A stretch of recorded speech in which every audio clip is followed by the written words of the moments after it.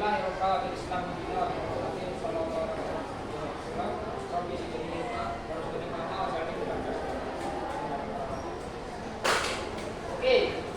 jadi untuk hari ini kita di sini akan mengulang kembali materi tentang sholat pada kondisi tertentu. Saya rasa kalian pasti pernah merasakan kondisi di mana kesulitan untuk, saya pun juga pernah, untuk beribadah seperti itu.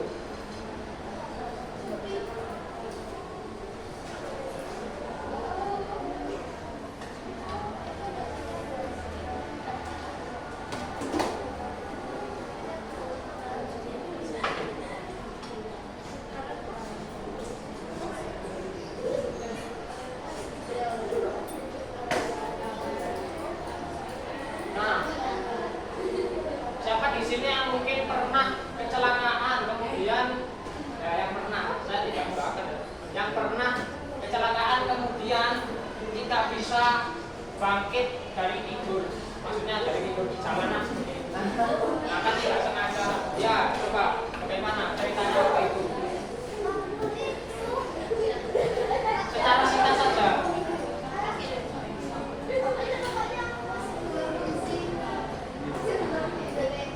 Belum masuk Indonesia.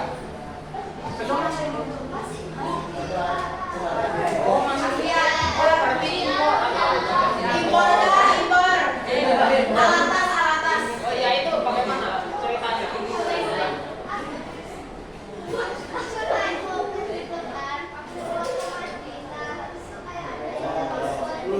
Oh, ada luka.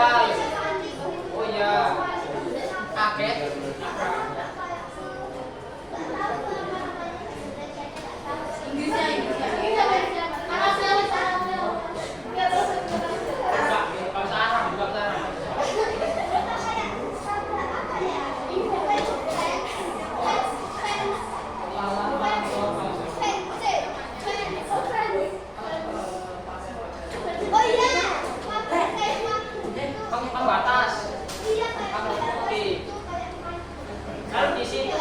Waktu itu kamu akhirnya sakit selama berapa hari? 2 minggu. Ya, apa 2 minggu ya? 2 minggu. Iya, ya. Itu ada bagian yang terluka, seperti apa kaki atau tangan? Itu apakah masih bisa sholat dengan sempurna? Tidak. Meleset. Maksudnya meleset kan apa lesehan? Nah, jadi dari situ sebenarnya kita ambil hikmah bahwasanya bukan berarti sholat kita tidak mungkin diterima dengan kondisi tersebut. Namun masih bisa dilaksanakan dengan sebagaimana mampunya kita. Seperti itu. Nah, itu kan tadi untuk yang kecelakaan, contoh kecelakaan. Lalu bagaimana ketika waktu itu naik pesawat kan, sempat naik pesawat. Itu waktu di pesawat, pesawatnya bagaimana? Duduk, sambil duduk. Oke. Apakah kemudian wajib menghadap kiblat? Tidak. Oke. Cerdas. Tidak. Harus menghadap kiblat. Ya bagaimana masa ya pesawatnya oleh kiri terus kita demikian yo? Enggak mungkin gitu loh. Apalagi kalau di kapal kita ya sambil gini-gini kan yo. Kalau bang ambil gitu kan jadinya gini-gini. Kan yo semampunya kalau memang di kapal misalnya, di kapal itu memang sudah sangat sulit. Maka ya tidak perlu berdiri seperti itu. Jadi saat duduk tidak masalah. Kalau misalnya memang apalagi ketika ombaknya kencang, jadi kita sangat kesulitan untuk melakukan sholat secara sempurna. Nah, dimana saat kita pasca kecelakaan atau ketika sedang dalam kendaraan yang tidak memungkinkan adanya daratan di sekitar, seperti itu. Jadi kalau misalkan masih di mobil ya itu jika saja memungkinkan untuk turun mampir ke masjid sekitar itu masih harus melakukan dengan posisi sholat yang biasa seperti itu. Nah, tapi kalau misalkan sudah di sekitar itu ada badai, kemudian ada hujan yang sangat keras seperti itu tidak dipermasalahkan untuk kemudian nantinya menggunakan hukum yang menjama atau yang mengosor itu seperti itu. Apalagi terkait jaraknya kita sudah sangat jauh dari pemukiman kita. Nah, selanjutnya saya mau tanya, di sini apakah yang pernah perang, ikut perang?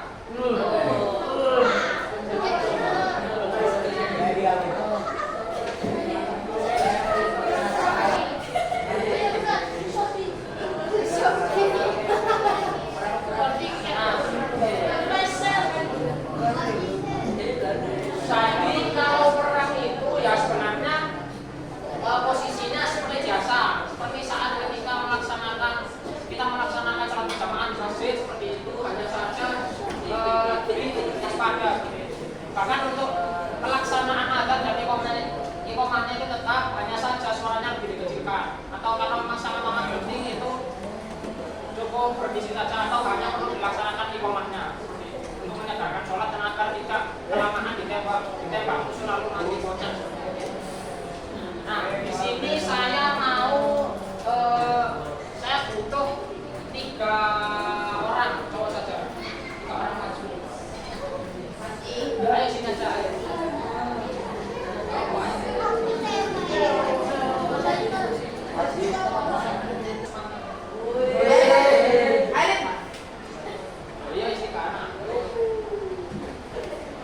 Nah, ini ibaratnya karena kelasnya ada ini ya. Bukan agak sakit dengan jadi ini imam, posisi imam di sini. Imam ini. Paling banyak hafalan. Saya paling banyak hafalannya ini. Tuh imam ya. Makmum nggak cukup kan? Nah, kemudian di sini ini biasanya dibagi dengan 2 baris ya. Jadi ini saf pertama, saf kedua. Nah, ini metode, salah satu metodenya. Sebenarnya ada sangat banyak, bahkan sampai diriwayatkan 16 metode. Cuma yang diambil berdasarkan cuma 4. Nah, ini yang tentara. Aku mau coba kamu gabung baris. Ini tombak. Nah, kemudian setelah iqamah ya kita melaksanakan sholat seperti biasa. Allahu Akbar. Yang tahu ikut ini udah. Nah, seperti ini. Terus kemudian sampai rukuk seperti biasa, rukuk i'tidal. Ini makamin. I'tidal. Kemudian sujud. Allahu Akbar. Lalu seperti biasa duduk, terus sujud. Lalu naik lagi. Takbir, Allahu Akbar. Nah, kemudian Kak, ini tetap di sini kamu menyelesaikan sholatmu. Ya. Ya.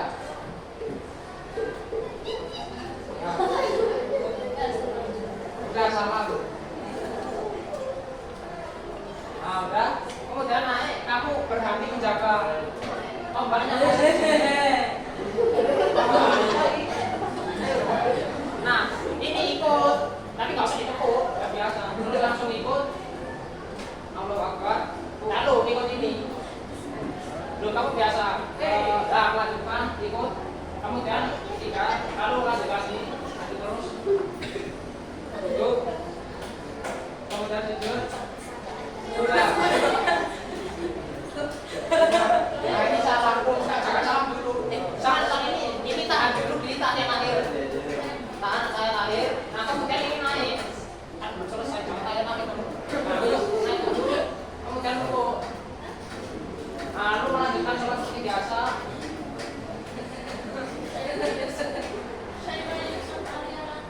Udah. Terus salamnya bareng. Assalamualaikum, terus salam. Boleh. Nah, seperti itu. Loh ya bukan memang itu aturan itu. Memang boleh seperti itu. Nah, itu masih salah satu metodenya. Seperti itu. Oke, bisa kembali. Nah, jadi gimana? Nah, ini yang jaga ini tadi kan buat menjaga. Jadi itu nanti ada yang jaga sop belakang, ada juga yang memang kalau misal tentara lawannya itu kok mengepung itu bisa dilindungi. Lihat soalnya itu nantinya berlanjut. Nah, seperti yang saya ya kalau mati semua insya Allah sahid. Nah, kemudian kalau memang sudah sangat genting seperti yang saya sampaikan kemarin, yaitu bisa diganti dengan ya tetap sholat khauf tapi kalian sambil perang. Seperti itu. Nah, itu. Jadi ya, tapi kalau memang tidak kemungkinan bisa pakai isyarat tadi seperti itu. Itu sambil perang. Tapi kok misalnya perangnya sampai tidak karuan dan takut tertebas, itu tidak masalah untuk di zamanannya seperti itu. Itu memang benar-benar, dan yang kondisi yang paling penting yaitu dengan di pojok itu sudah paling penting. Sudah banyak tertinggal, kemudian sangat tidak memungkinkan berhari-hari di jalan terus seperti itu tidak masalah seperti itu. Nah, kita bandingkan dengan misalnya kita perang di negara orang lain, kita kan jadinya musafir, nah itu tidak masalah untuk pojoknya.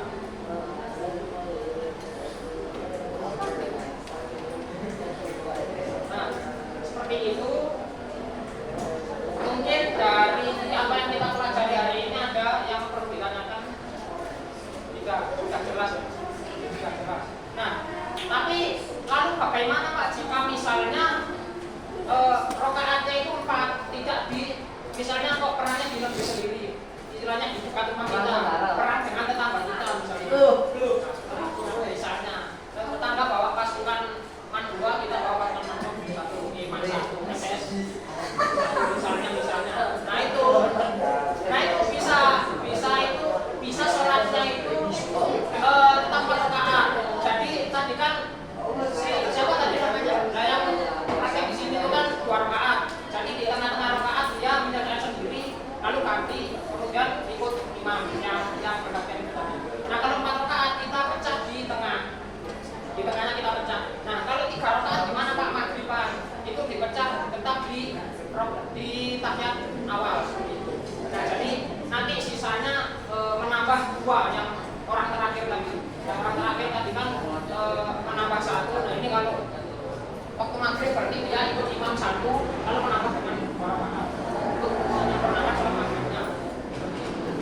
Nah lalu sebenarnya kenapa kalau dijadikan beberapa barisan, misalnya barisan kan tadi cuma 2, nah itu beberapa barisan ke belakang itu sebenarnya tidak masalah, tapi lebih menyulitkan untuk apa? Untuk bergantian sholatnya seperti itu. Nah, oleh karena itu kita tidak dipermasalahkan untuk membuat beberapa jamaah. Misalnya tentaranya kok terlalu banyak, nah itu boleh jika saja imamnya sama, tapi jamaahnya berbeda-beda. Jadi itu imamnya mengimami beberapa kali sholat seperti itu tidak masalah. Atau juga dengan itu metode pertama, metode kedua itu boleh dengan beberapa imam dan masing-masing jamaah seperti itu. Nah jadi tidak dipermasalahkan sholat di situ dengan banyak jamaah. Kan kalau yang kita ketahui biasanya tidak boleh ada lebih dari 1 jamaah di satu lingkungan atau satu masjid yang sama. Itu tidak dipermasalahkan karena ini juga termasuk kondisi yang cukup darurat, bahkan juga menyangkut yang namanya nafas atau nyawa. Nah mungkin untuk materi yang kita ulangi pada hari ini cukup itu saja. Jadi untuk selanjutnya kita nanti akan lanjut ke permainannya. 17. Oke, jadi untuk itu saja. Untuk minggu depan insya Allah mungkin membahas lebih dalam mengenai sholat sunnah, atau misalnya ini kurang jelas ya, tetap melanjutkan materi seperti itu.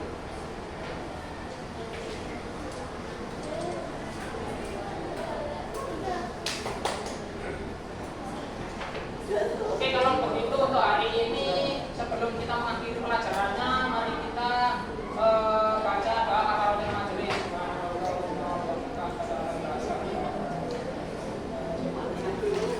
Alhamdulillahirabbil alamin.